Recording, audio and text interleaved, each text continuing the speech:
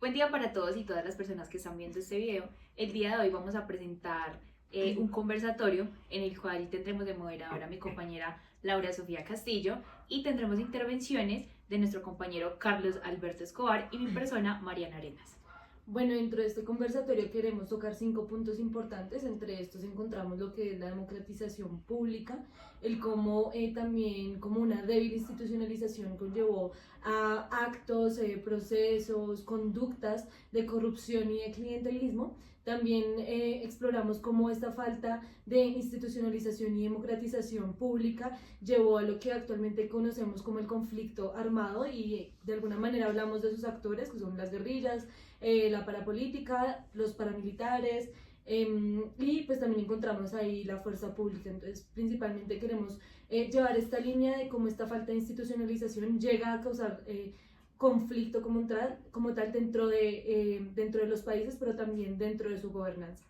Bueno, para empezar esto queremos dar inicio a la democratización pública y en principio preguntarles a ustedes qué consideran que es la democratización pública y qué papel creen ustedes que juega la participación ciudadana en el proceso de democratización pues, de esta administración. Además, si consideran cuáles han sido los mayores obstáculos para que la ciudadanía como que encuentre legitimidad dentro de las instituciones. Listo, compañera, pues yo inicio respondiendo. Primero, para definir lo que es la democratización en la administración pública, es un proceso que se basa en el fortalecimiento de la participación ciudadana y la rendición de cuentas. Pues esto a través de diversos mecanismos, como es mejorar la institucionalidad para que la gente tenga mayor credibilidad, perdón, de lo que pasa en las instituciones, para así fortalecer la participación ciudadana y evitar, digamos, los comentarios típicos que se pueden tener en la sociedad de que es que mi voto no sirve y no refleja nada en lo que pasa en el país. Entonces, pues acá es muy importante tocar esos tres temas, como es el fortalecimiento institucional, como segundo, la participación ciudadana, fomentándola, no desde una manera negativa, sino una forma participativa en la que se quiera y se tenga la consulta, o sea, la información avanzada. Y además, la meritocracia. Es muy importante que también en la administración pública haya una meritocracia y no que todo sea con favores políticos o clientelismo, o en unos casos más extremos, lo que es la corrupción. Entonces, para mí, estos son los temas importantes a la hora de hablar de la democratización ciudadana, de la administración pública. Perdón. Haciendo un aporte a lo que acaba de decir mi compañero, considero que se debe fortalecer mucho las instituciones para que dentro de ella no haya tanta corrupción y así pues el clientelismo no se vea tan reflejado en lo que son pues partes de estas instalaciones, porque normalmente vemos que hay mucho favoritismo político, de los cuales muchas personas que entran allí, ya sea pues por administración pública o algunas carreras diferentes, entran es recomendados por estas personas. Entonces considero, y en parte también lo hablamos en el grupo, es que se debe fortalecer más estas instituciones para que esto no se vea tanto. También lo que tiene referencia pues a la participación ciudadana y como tal la democratización pública, debemos tener en cuenta que se han hecho varias reformas. Sin embargo, pues también es importante recalcar que este tipo de reformas no han sido integrales, es decir, han sido superficiales. ¿En qué medida? En la medida en que en busca de una supuesta participación y una democratización solo se ha contabilizado el hecho de, no sé, elegir, digamos, a los alcaldes a través del voto popular. Se considera entonces el voto popular como único mecanismo de participación. Esto sin dejar atrás, claro, a la participación pues como representativa, por decirlo de alguna manera, que es la de los partidos políticos, porque entendemos que los partidos políticos también nacen de esa necesidad de que haya una voz del pueblo dentro de la gobernanza del país, pero entendemos también cómo estos partidos políticos se mecanizan, se sistematizan y se vuelven de alguna manera también un mercado y una empresa del sistema o el engranaje que hay de gobernanza y que realmente no tiene en cuenta la voz pues de los ciudadanos y las necesidades de los ciudadanos, sino que empiezan a favorecer como unos intereses privados que ya más adelante lo hablamos y que, como dice Mariana, se terminan convirtiendo en corrupción. Esto también pues muy ligado a que se estandariza todos los procesos. O sea, los procesos que son de Occidente, los tenemos que traer, los de Occidente en Europa, los traemos acá a lo que es Colombia, que cada uno tiene sus propias necesidades como país y muy distintas. Además, más en un territorio sumamente biodiverso que también se debe tener en cuenta. Esto también nos guía más a la descentralización y nos incita y nos invita, perdón, a llevarlo a espacios más cercanos a la sociedad, porque ¿cómo voy a hacer yo las políticas públicas de un terreno si no conozco el terreno? Entonces, a esto es lo que nos invita la democratización de la administración pública, a apropiarse de lo que es de lo que es la administración pública, pero esto también a través de no generalizar solo los mismos procesos, o sea, no guiarlos sencillamente a una homogeneidad que pues en algunos casos sirve, pero como base, no para su finalidad. Esto pues también nos lleva a ver los resultados en diferentes índices, como lo puede ser lo de la economía, lo que es lo va a leer, lo que es la ética, la emprendedora, todos esos tipos de índices que pues sí son necesarios, pero que realmente no nos dice mucho cómo está la sociedad. Adicional a eso, considero algo que mencionó mi compañera en cuanto a pues, partidos políticos en parte, siento que hay un factor muy importante del cual pues con el tiempo como que se ha venido deteriorando y es la confianza que los ciudadanos antes tenían o habían depositado en esos partidos políticos cuando empezaba pues el liberal y conservador, pero que ahora lo están viendo de una manera muy diferente por el hecho de que el engranaje o en lo que ellos están más enfatizados ya no es tanto en la sociedad, sino es mantenerse en el poder, quedarse en el poder, y no lo ven tanto más por la ciudadanía, por colaborarles, por estar para ellos, sino que les importa más quedarse en el poder, hacer favores políticos, ayudar a ciertas personas, y sentimos que la confianza que se tenía en ese entonces ya no la hay. Sí, esto también asociado a que, bueno, entendemos que dentro del país la descentralización es importante, y dentro de diferentes reformas y constituciones, como también lo fue la del 91, que de alguna manera generó esta apertura política, pues se busca también esta descentralización y cómo dar este tipo de participación a los ciudadanos, y entonces se establece entonces como estos consejos, las asambleas, diferentes mecanismos, se establece nuevamente como para que haya más participación, tanto representativa pues como participativa.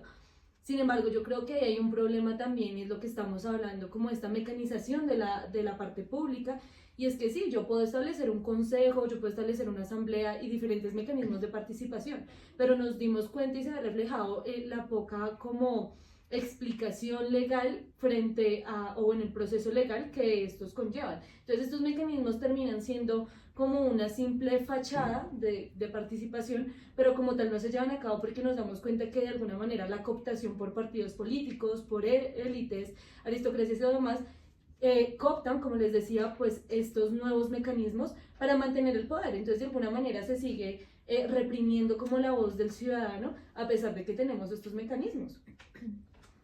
Ahí ya podemos pues, pasar al siguiente tema, creería yo, que ¿cuál es? Pues es la corrupción. Entonces, pues ya hablan y entendemos que pues hay un sistema, hay un engranaje dentro de Colombia, ¿verdad? Yo considero que este engranaje que no ha permitido que haya una democratización pública y como tal una reforma que dé aval a la voz del ciudadano y que esté en relación con las necesidades del ciudadano, se debe pues a primero lo que decía Mariana ahorita, de mantenerse en el poder. Y esto obviamente comienza muchísimo antes de lo que les voy a plantear ahorita, pero para mí como tal el engranaje de la corrupción, del clientelismo, del hecho de que se vuelvan difíciles las reformas a favor del ciudadano colombiano, comienza con el Frente Nacional.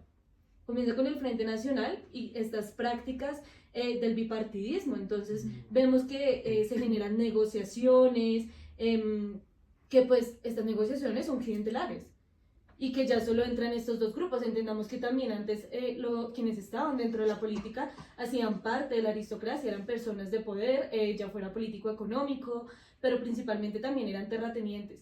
Entonces son personas que han tenido poder y que adquieren el poder político. Entonces también es como, yo creo que empieza desde ahí, no sé qué piensan ustedes, este acto de clientelismo y de encontrar un sistema cerrado. Hablando un poco, digamos lo que ya más históricamente, de cómo se crea el Frente Nacional o por qué se dio más que todo eso, hemos llegado a la conclusión en muchas de las clases que hemos tenido y también debatiéndolo entre nosotros, es que ha sido más que todo por un tema de tierras, de que todo el inicio o desde muchísimo antes, en los años 20 en adelante, se ha venido como dado por disputa de tierras, por el hecho de que hay tierras baldías o simplemente hay tierras que ya están los campesinos, pero llegan estos grupos a los cuales se quieren apropiar de ellas simplemente por estar, por mantenerse, y así como llegar a mandar un mensaje al Estado para que todo eso empiece a evolucionar de una manera pues ya más constante de los años 20 en adelante, como les mencioné. Y consideramos en parte que sentimos que esos grupos se han consolidado y se han mantenido en el poder, pues es gracias al Estado, porque de no ser por el Estado, pues ellos no tuvieran mucha financiación. También a ellos se les atribuye demasiado, pues, la manera en la que ellos han llegado allí, pero es gracias a las masacres que han tenido, a cómo lo han manejado con el tiempo, y pues básicamente, redondeando todo eso, todo ha sido pues por un tema de tierras. Entonces es algo que también lo vemos hasta el día de hoy con las reformas agrarias, de las cuales no han podido como entregar todas las hectáreas de tierra que tenían entregadas pues a las víctimas, o a los victimizantes también, porque hay firmantes de paz de los cuales ellos también forman parte de ello, y a ellos también se les dan pues como unas garantías por el hecho de que se entreguen, y también pues digan como la verdad, lo que pasó.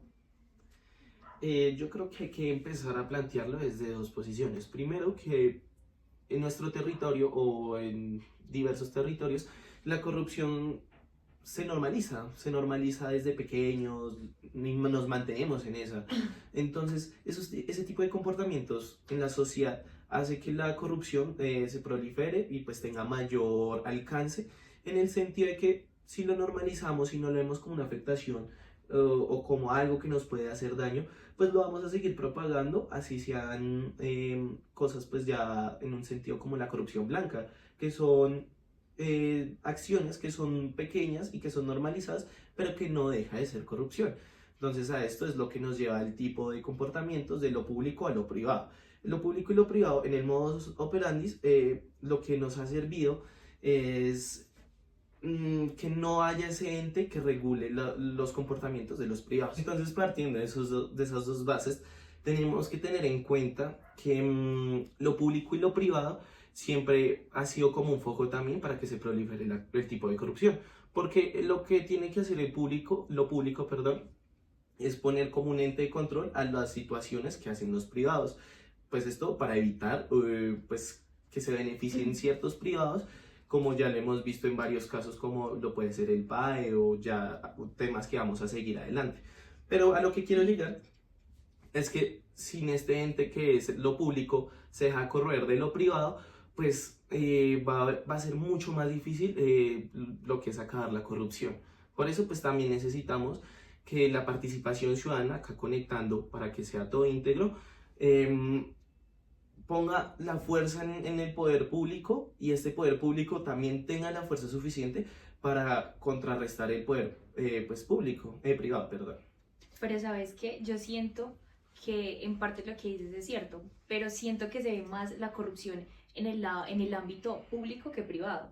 Entonces, ¿cómo buscar una manera en la cual, bueno, en lo privado se refleja la corrupción? Sí, lo sabemos, pero es que siento que en la parte privada, donde deben haber como más personas monitoreando lo que son pues estas partes o estos programas que en parte realizan ciertas entidades como para que de ahí puedan sacar y hacer actos de corrupción, se ve más evidenciado en lo público, y en lo privado digamos que lo hacen más que todo por temas de dinero. En lo público eso lo hacen, en lo privado, en lo público lo hacen como más allá, o sea, se dejan llevar como más allá, que no viene siendo el dinero. Pues también es porque muchas prácticas de lo que son los privados no se ven como tipos de corrupción. A eso iba con que se normaliza. En lo privado se normaliza más los tipos de corrupción porque en realidad son estrategias, como lo llaman lo privado. Pero pues son tipos de corrupción. Lo que pasa es que en lo público pues todos somos veedores, y pues como todos somos los afectados, pues todos nos vamos a dar cuenta. Pero en cambio en un privado, que pues solo hay ciertos grupos en específico que se ven beneficiados y que afectan, entonces por eso pues se normaliza más en lo privado. Claro, yo ahí quiero tocar dos puntos importantes que han hablado ustedes, y es primero lo que dice Carlos, y es que es importante resaltar, digamos, yo lo asociaba de esta manera, que en Colombia tenemos dentro del modus operandi, dentro del sistema, lo que es un bandido estacionario, y es lo que encontramos dentro de lo público. Es un actor que no solo se involucra en la parte económica, sino en la parte del poder. y este poder converge no solo en algo económico, no solo en incluir algo económico, sino también el poder político, porque es el poder de hacer. En este caso, pues yo también involucro algo importante y es lo de la normalización. Y es que la ciudadanía no solo normaliza ciertos comportamientos que tenemos de pequeños, como tú lo comentaste en algún momento, que no sé, encontramos un lapicito y cogemos el lapicito y no lo guardamos así no sea nuestro, sino que también normalizamos el hecho de que de las conductas del Estado. ¿A qué vengo con esto? Lo que vengo con esto es que de alguna manera decimos, no importa por quién votemos, igual va a salir elegido tal. O igual votamos por quién, por el menos peor, porque igual pues sabemos que no van a hacer nada. O entonces normalizamos tanto el hecho de que tenemos un sistema, porque es así, un sistema corrupto, un sistema clientelar y que solo se enfoca como en la debilidad pública, de la debilidad del valor público, dejando de todo esto de lado y se enfoca en lo privado, en la debilidad de uno para la ganancia del privado, ¿verdad?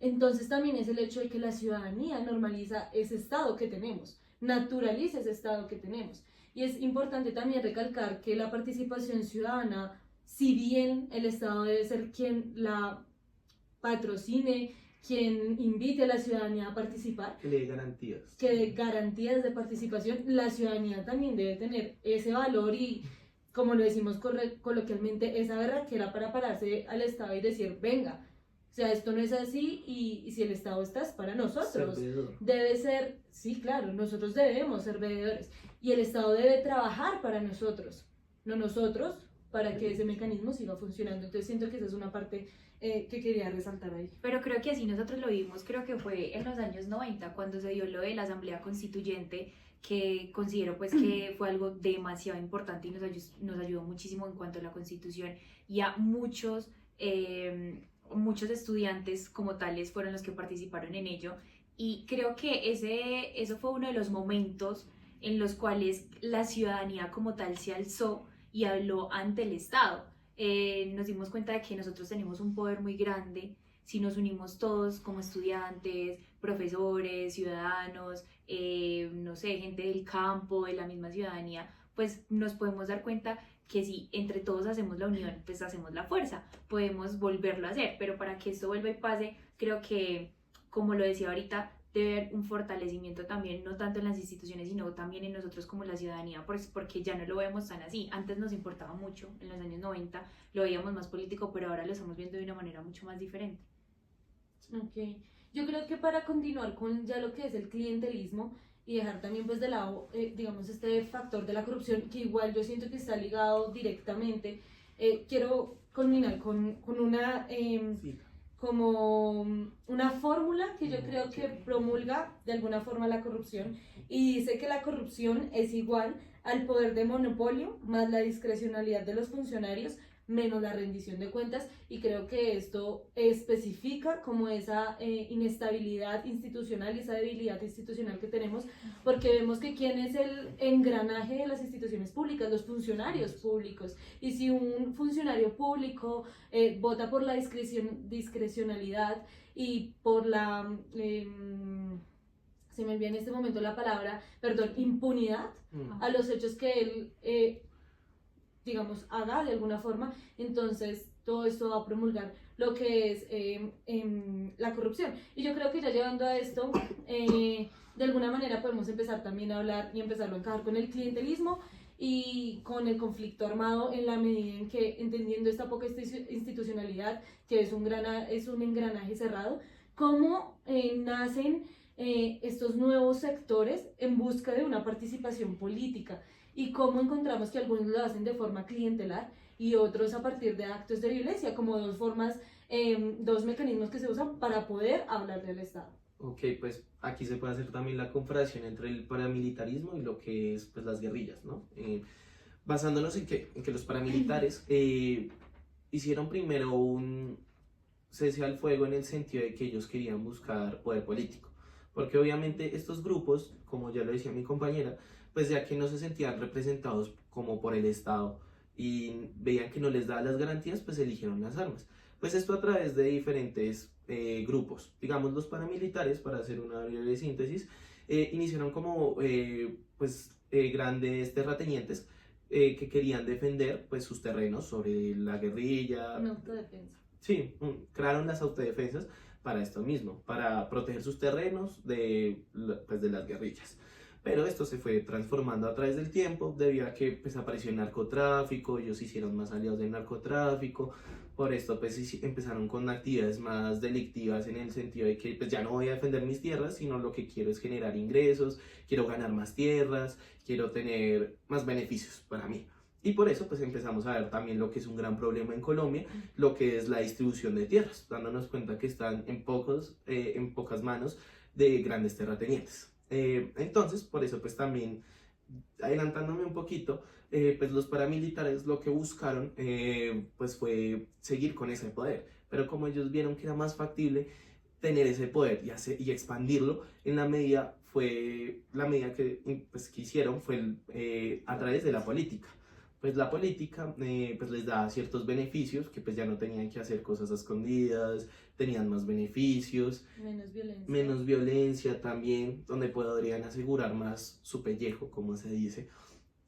Y esto pues a través de, digamos, un ejemplo, como fueron el tratado de Realito, donde pues el expresidente Álvaro Uribe Vélez hizo este esfuerzo, si se puede decir, de hacer la paz con los grupos paramilitares, pero lo que estaba haciendo a escondidas, desde mi pensamiento, es que estaba generando impunidad para los paramilitares que no eran, digamos, los que hacían directamente la violencia o los robos o los saqueos, como le queramos decir, sino para los paramilitares más trajeados, si se puede decir así.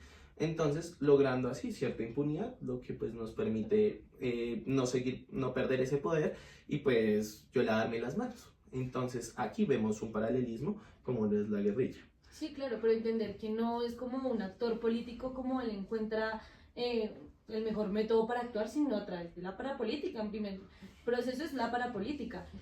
Pero pues antes de empezar como tal con las FARC y con las guerrillas y con todo este proceso político, yo quiero empezar por el clientelismo primero. O sea, cómo esto nos desemboca lo que es después el conflicto armado. Y para empezar y para, digamos, darle una línea a esta charla, yo quiero comenzar con el modus operandi. Entonces, dentro del modus operandi que, digamos, encontré yo de la parte clientelar hacia cómo participa de forma ilegítima o de forma ilegal dentro del el gobierno, empieza así, aquí lo cito, y es primero el cooptar lo que son las elecciones y la reelección. O sea, primero el político debe asegurar la elección y los votos. Esto principal donde se hace, y ahí empezamos a encontrar esta línea del modus operandi, es dentro de los consejos municipales y las asambleas departamentales. Es decir, dentro del territorio es donde se empiezan a meter principalmente pues como estos actores políticos a través de las prácticas clientelares. Así también encontramos pues que esto escala a partir de este del clientelismo, al Congreso. También encontramos que empiezan a usar varios mecanismos, entre esto pues la influencia de los políticos frente al nombramiento de funcionarios, la creación de cargos adicionales que no son necesarios y que estos hacen que el engranaje se vuelva más complejo, más burocrático, y que también hace que estas prácticas clientelares, en algún punto lo leo, y es que sean positivas en la medida en que permita que más actores entren al Congreso, y que normalmente estos actores no son siempre legales, sino empresas o ¿cómo se pueden denominar? Como pues grupos de ciudadanos también, ahorita se me da la palabra, pero que entren de forma clientelar, porque el sistema burocrático es muy amplio y no se los permite. Entonces, de alguna manera, genera esa parte positiva porque le da voz a, digamos, a ciertos ciudadanos, pero igual no quita el hecho de que el incluir estas prácticas estén degradando directamente el institucionalismo y el Estado y la gobernanza, porque de alguna manera pues la empiezan a debilitar, dándole fortaleza a otros puntos. Ahí también encontramos lo que son las elecciones, que se empiezan a entender como simples actos mercantiles, y el voto como una transacción económica. Este modus operandi utiliza principalmente, pienso yo, esas fórmulas, y no sé qué piensan ustedes, cómo este clientelismo se introduce al Estado y qué consecuencias puede traer. Pues hay algo que todos debemos tener muy en cuenta, o creo que ya todos sabemos, y es que mayormente, por no decir que casi todos lo son, las personas que llegan al poder, que están por voto popular, normalmente traen un equipo de trabajo detrás en el cual son las personas con las que ellos van a meter ahí y le podríamos decir clientelismo. Entonces, supongamos que yo me voy a lanzar a alcaldesa, gobernadora, representante, senadora, lo que sea. Yo detrás de mí tengo un equipo en el cual me ha venido apoyando, con el cual yo he estado y de la cual de alguna u otra manera lo han estado haciendo pues por un favor político, por acceder a un trabajo. Entonces, hay algo ahí, hay una delgada línea, por así decirlo, en el cual no se sabe si se está haciendo el bien o se está haciendo el mal, porque sí, le estoy ya ayudando a ciertas personas a tener pues cargos públicos, pero no lo estoy haciendo de la manera en la que se debe hacer, porque como tal, para que esas personas accedan a esos cargos públicos, pues se tienen que hacer mediante algunos pasos o algunos ítems de los cuales ellos tienen que... Exacto, por meritocracia también. Entonces, ahí es donde yo entro como a discusión, porque sí, hay unas personas que me están ayudando y que merecen ese trabajo porque se la han guerreado, pero es que también hay otras personas que tienen un conocimiento, o por no decir que unos son más brutos que otros, pero sí que tienen un estudio como más allá que otras personas. Entonces, siento que el clientelismo también se ve así, por no disfrazarlo, decir que es un clientelismo bueno, no es un clientelismo bueno, pero de alguna u otra manera es como la forma de ayudarle a otras personas pues a acceder a esos cargos públicos. No sé qué piensa mi Antes compañero. de esto quisiera darles un dato, y es que en Colombia las razones principales de soborno, el 49% es la aceleración de procesos. Entonces yo quiero saber ustedes qué piensan, teniendo en cuenta que casi el 50% de las acciones de soborno se deben acelerar los procesos. Nos está diciendo que tenemos una burocracia y un sistema complejo en el que necesitamos entonces introducir nuevos mecanismos para que la gente participe mejor y no entre entonces por estas prácticas clientelares, porque se está sobornando para acelerar. Entonces, no sé ustedes qué piensan acerca de esto. ¿Qué piensas, Carlos? Pues obviamente no podemos hablar de que hay clientelismos buenos o malos. Todo el clientelismo es corrupción, al fin y al cabo. Lo que podemos hablar es más bien de cómo evitarlo. Podemos tratar de cómo ser nosotros los ciudadanos veedores y mantener pues ese fuerte institucionalismo, el cual nos permita pues que esto no se dé, porque en muchos casos, digamos, cuando se oferta, digamos, no solo para una persona, sino para las empresas, cuando se dan las concesiones, es que se le 2 o una semana antes, 2 días o una semana antes, se les dice los requisitos que son necesarios. A veces puede ser algo como, no, que traiga 2 puntos al final y esos son los requisitos. Y nos damos cuenta que en la mayoría de los casos, así como mi compañera pues ya dijo la cifra, nos damos cuenta que esto pasa muy normalmente, no se da con base a una meritocracia, sino se da con base a quién me beneficia, quién me va a dar más plata. Y pues esto es terrible, o sea, no podemos hablar de una democracia amplia o de un trabajo justo o de una como competencia justa sin primero brindar las garantías. O sea, ahí es donde tenemos que empezar a hablar qué es lo que necesitamos para evitar esto. Primero, yo pongo eso en la mesa de decir eso y pues ya. Sí, pues trae eso, digamos, también lo relaciona de alguna manera, y es mirarlo desde el enfoque institucionalista. También es más clientelismo, es menos legalidad y también es más desigualdad. O sea, claro, yo puedo hacer que un grupo minoritario que necesita del trabajo pueda ingresar, pero estamos hablando de un grupo minoritario. Necesitamos que el Estado solvente todas las necesidades de todos los ciudadanos de la mejor forma y no, pues, en una minoría. Es verdad. Sí, claro, y a veces en ocasiones, no sé, por lavarse las manos, estas ciertas personas sacan proyectos o como lo dicen muchas personas, proyecticos por ahí para colaborarle a las personas que se han quedado sin trabajo, que han colaborado pero no les han colaborado a ellos, o como para simplemente tapar el hecho de que han hecho clientelismo, de que lo están haciendo, pero entonces para que las personas que lo vean y sepan de él les ayuden a sí mismo, solo que lo disfrazan para que vean que sí, se les está ayudando también y como para que no sea un escándalo mayor. Pues pasando al clientelismo, de lo que ahorita mencionabas de parapolítica, siento que la misma palabra lo dice, hay un ítem muy importante, un escándalo que hubo en cuanto al gobierno de Álvaro Uribe Vélez, lo que fue la parapolítica. Pues básicamente, resumiéndoles lo que pasó, lo que es parapolítica, era que habían grupos armados, principalmente los paramilitares, que les estaban ayudando a personas del Senado y de la Cámara de Representantes, bueno, principalmente del Senado, con votos, ayudándolos también en maneras del clientelismo, los estaban ayudando de muchas maneras y pues esto salió a la luz. ¿Qué pasa? Yo lo veo o lo recito más por el hecho de cómo lo tomó el presidente, porque digamos que para él no fue un escándalo muy grande, sino que él simplemente le importaba más el hecho de que estos mismos, los senadores, los que estaban involucrados, pudieran votar, así sea que estuvieran en la cárcel o no. Entonces, ahí vemos cómo desde una jerarquía, no la deberíamos de poner así porque debería ser pues todo igualitario, pero desde una jerarquía donde ponemos el presidente acá, vemos que si desde ahí es donde se empieza a ver como que la política vaya en una línea recta y vaya bien, pues vemos que en el gobierno de Álvaro Uribe Vélez no lo fue así, fue todo lo contrario. Hubo parapolítica, hubieron mucho dinero y muchos proyectos en los cuales mucha gente no pudo participar y que también hubo corrupción. Entonces siento que también en cuanto a ese gobierno, desde ahí pues también se empiezan a desglosar muchas cosas de los cuales, por eso también vemos que los grupos paramilitares todavía siguen en el poder, todavía siguen en el Estado. Y digamos que en ese entonces el gobierno trató de hacer acuerdos de paz, sí, pero no evolucionaron, no escalaron, al contrario, como que empeoraron. Entonces, sí, siento que la parapolítica también desató muchas cosas y hizo que la gente viera cómo se estaban manejando muchas cosas en el Estado y sobre todo en el Congreso.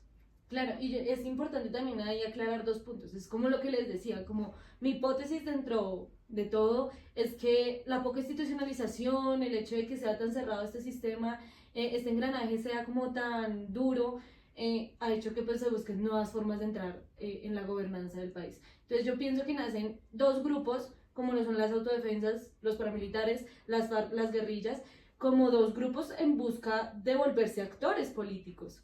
Pero entonces, en este punto también es importante recalcar lo que dices tú. Nosotros hablamos mucho de parapolítica, pero también debemos entender que hay FARC política, porque pues lo hubo. Y realmente hay que entender entonces cómo convergen como estos actores políticos, porque se vuelven actores políticos en la medida en que sí empiezan a participar en la política de forma ilegítima. En el Senado. Y ya tienen curules en el Senado, pues ahorita ya legalmente pues con lo que es el acuerdo de paz, pero en algún momento también se volvieron actores políticos ilegales, ilegítimos.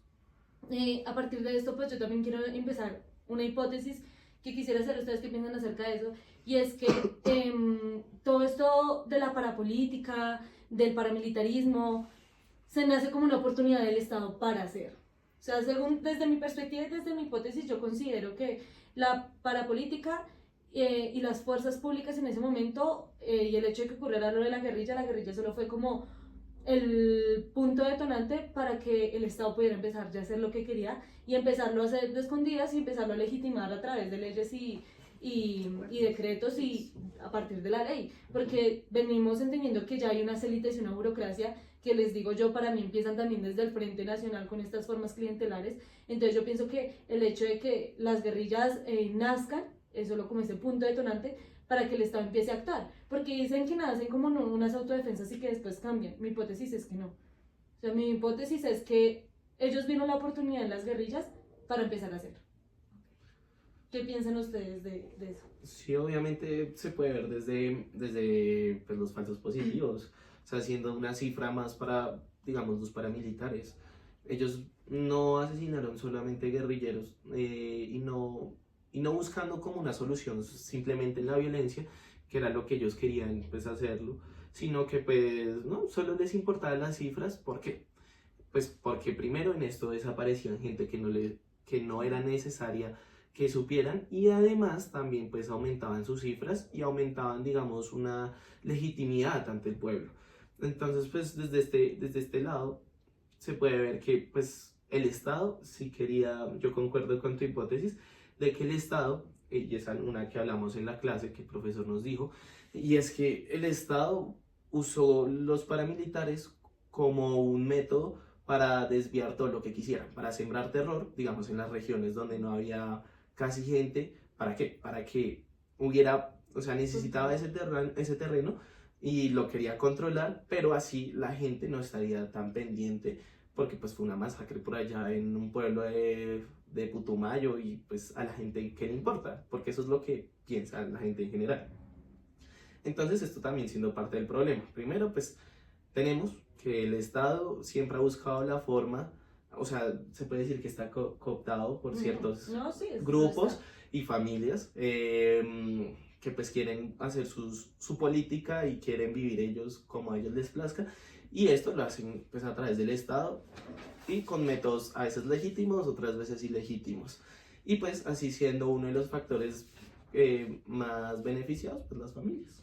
Pues Sí. yo concuerdo contigo.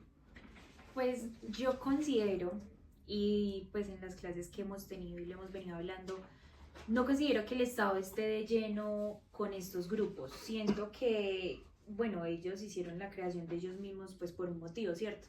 Que al principio lo hablábamos y mencionábamos que era más que todo pues por tierras, pero que con el tiempo al estos grupos irse formalizando, quedando, volviéndose mucho más grandes, pues obviamente sus ideales y lo que querían pues fue creciendo, y ahí sí digamos que interviene el Estado, pero considero que quizás lo veo desde otro punto de vista, y es que si el Estado ha estado allí, digamos que ha sido para que no acaben estos grupos paramilitares pues con los procesos que se han venido implementando. ¿Qué quiere decir? Siento que estos grupos no están muy de lleno con el Estado, pero el Estado sí tiene que ver en un 30-40% por su método de financiación, porque también obviamente ellos le han colaborado mucho el Estado pues en X o Y motivos que, como los mencionamos ahorita, pues vimos muchos escándalos, pero no siento que esté tan de lleno con estos grupos pues como lo piensan ustedes. Igual considero también pues que eso también viene, o el problema viene siendo de gobiernos anteriores, de los cuales creo que fue con Pastrana, si no estoy mal, que fue el que no quiso ni darle tierra ni dar nada de lo que ellos querían, porque para ese gobierno pues eran solamente grupos insignificantes, que No, quizás terroristas. terroristas, que quizás sí estaban sembrando terror, pero que no se veía tanto como lo vemos hoy en día. Entonces, al él no darle tanta importancia, también crecieron muchos más estos grupos y se ve de una manera diferente. Pero sí, claro, el Estado tiene que ver mucho, pero siento que no es como una parte esencial que digamos que lo relacionamos completamente pues con estos grupos paramilitares. Ok, yo referente a eso se me viene algo a la cabeza importante, y es que en algún punto de las lecturas nosotros encontramos que principalmente en las épocas de conflicto y que nacen las autodefensas es porque se están haciendo procesos de paz con las FARC, con las guerrillas. En algún punto empieza a decir que ellos no están de acuerdo porque eso, ¿qué significa? Perder en cierta parte poder, perder en cierta parte territorio.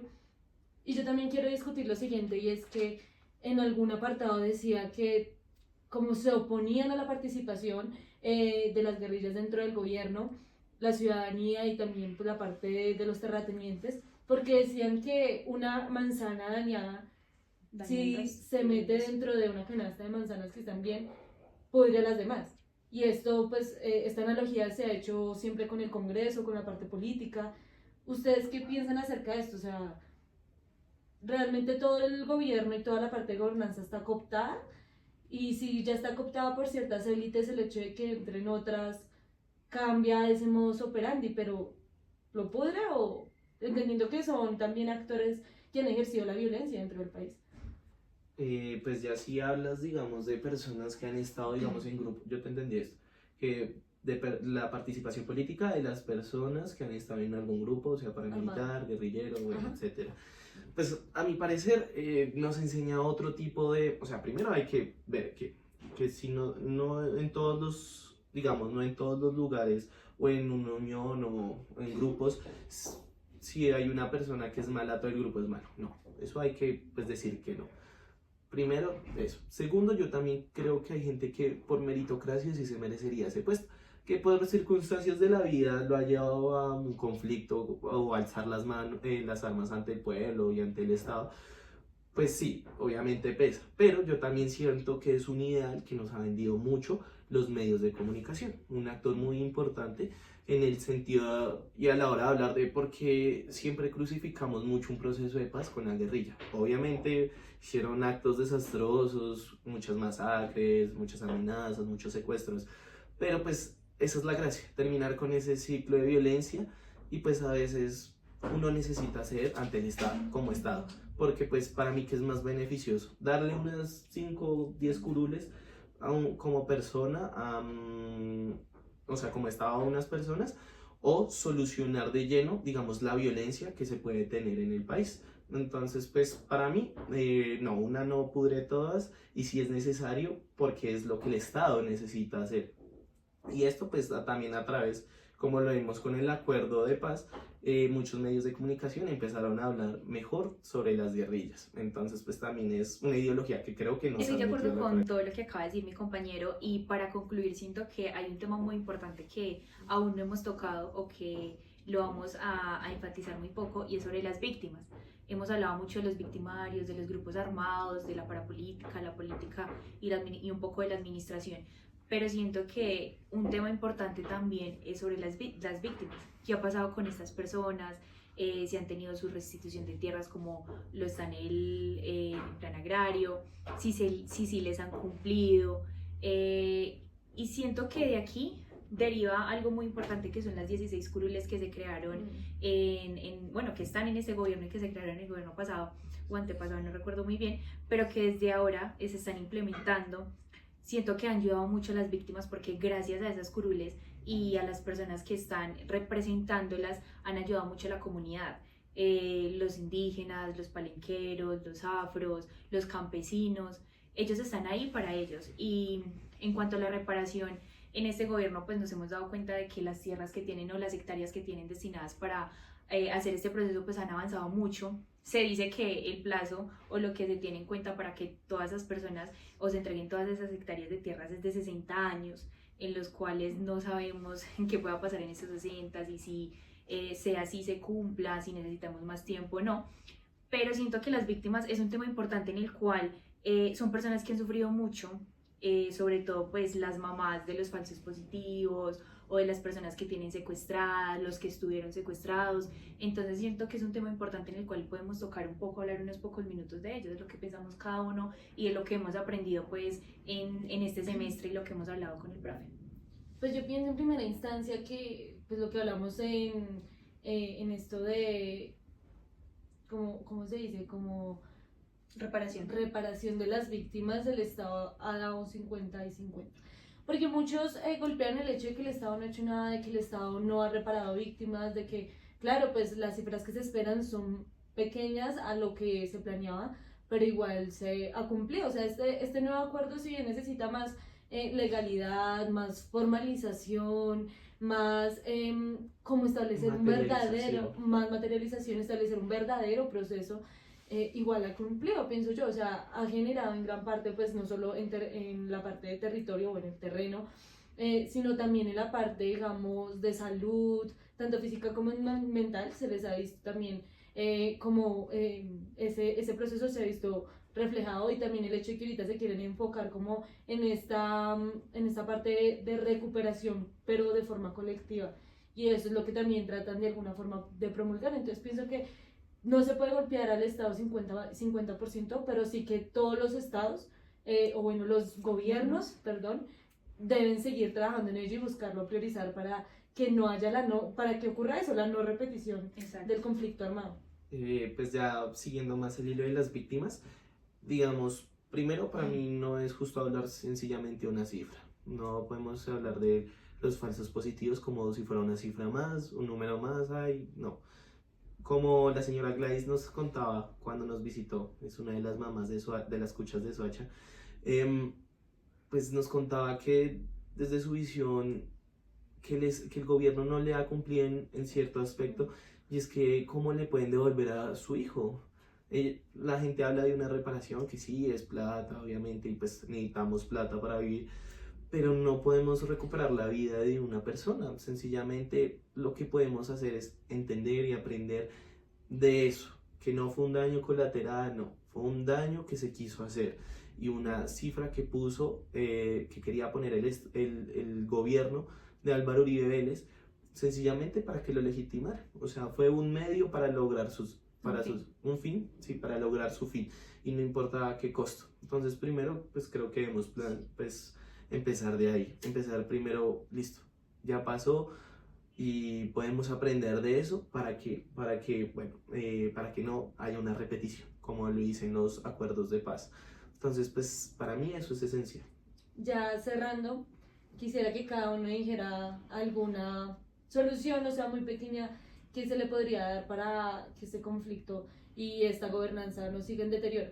Pienso yo primero, quisiera comentarles mi perspectiva, y es que el funcionario público debe ser servidor público, debe territorializarse, es, debe tener en cuenta qué está pasando en el territorio y no solo saberlo, sino también empatizar con él, vincular con él. Necesitamos un servidor público que sepa de esta diferenciación de culturas, esta como pluralidad que tenemos dentro del país y así actuar, que sean conscientes.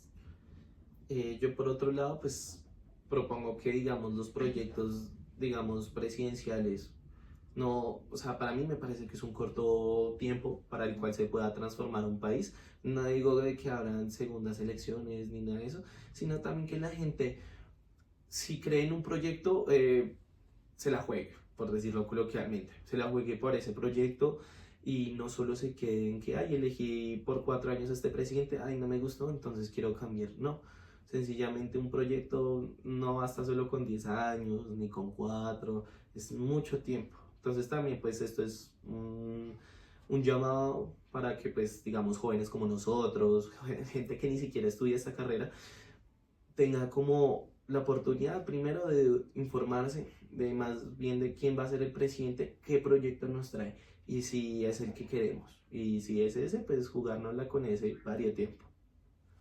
Yo considero que aparte de que necesitemos buenos funcionarios públicos, porque realmente necesitamos no solamente buenos funcionarios públicos, sino buenas personas, necesitamos buenos administradores públicos para que esos administradores públicos se dateen, como en este momento lo estamos haciendo nosotros y lo queremos ver reflejado hacia ustedes, se dateen, investiguen, sepan qué proyectos tienen los gobiernos que vienen o los que están, que vayan de mano con el Estado, no solamente con el gobierno, sino con el Estado, porque tenemos que tener en cuenta que una cosa es el gobierno y otra cosa es el Estado, entonces que se vinculen, que vayan de la mano con ellos, que no solamente piensen en la capital o en las zonas principales, departamentos principales que tiene el país, sino que también piensen en los campesinos, en los municipios y en los territorios, porque yo siento que de esos territorios y de ahí vienen muchas cosas buenas pues para el país, porque de ellos comemos, de ellos pues tenemos como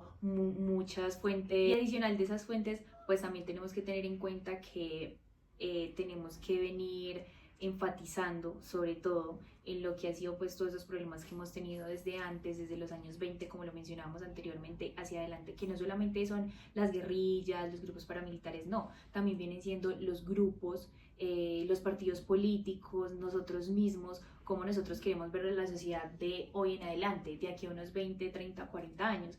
Entonces siento que aparte de funcionarios públicos buenos, administradores públicos buenos y buenos políticos o buenas personas, necesitamos que todos nos vinculemos como y seamos un mayor grupo en el cual vayamos de mano con el Estado y con el gobierno. Un Estado integral y un Estado integrado. Exacto.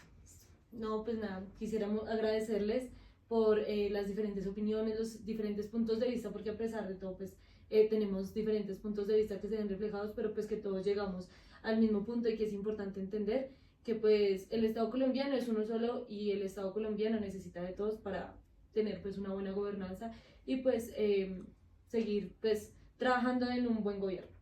Listo. Muchas gracias. Gracias.